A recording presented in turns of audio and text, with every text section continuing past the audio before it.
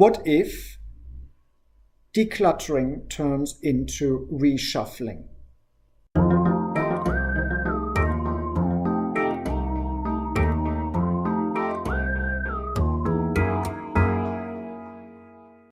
I have found that some of my customers take me on and they want to declutter, but it turns out that there's a lot of shuffling stuff involved in order to get to the things that they actually want and can declutter.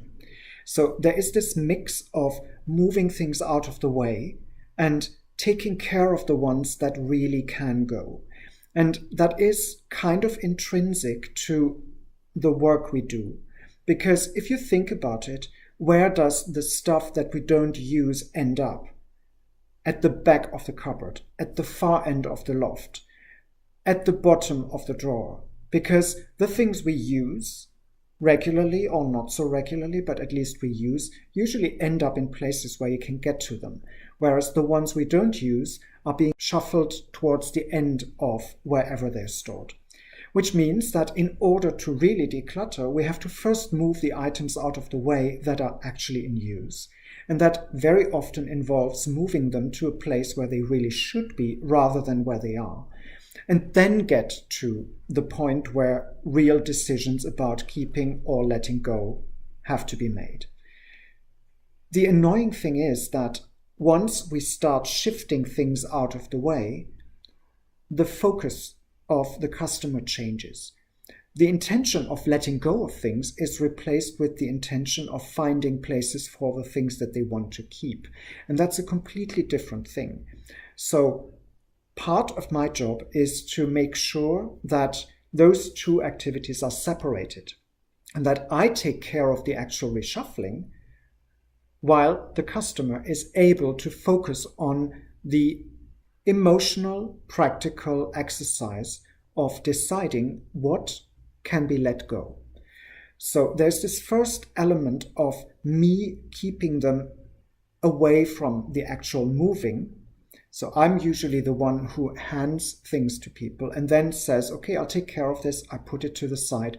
And when the time comes, when there is a flow of decision making, I can take care of the items that need to move to a different place.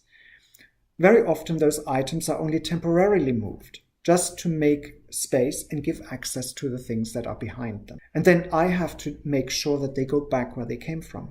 So I keep a mental map of what goes where, while the customer is engaged in the actual decision-taking. Even the decision-taking needs the occasional moment of time. A break here or there, a reassurance, sometimes a hug. It can go very far, but those things are part of the decision-making process, not so much the reshuffling.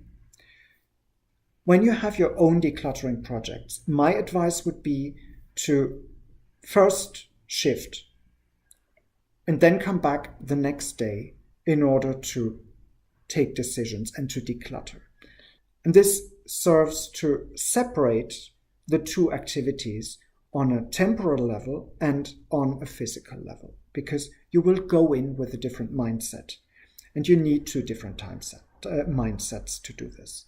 So once you've done your decluttering, you can shift back to shifting and bring the stuff back where it needs to go. But in the meantime, you have had your mind fully focused on decluttering and not so much shifting.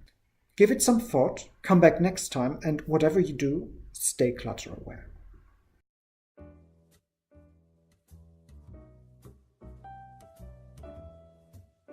If you want more, there are options. Click the round logo to subscribe to this channel, or select the playlist in the middle to see more content, or check out the links in the description below.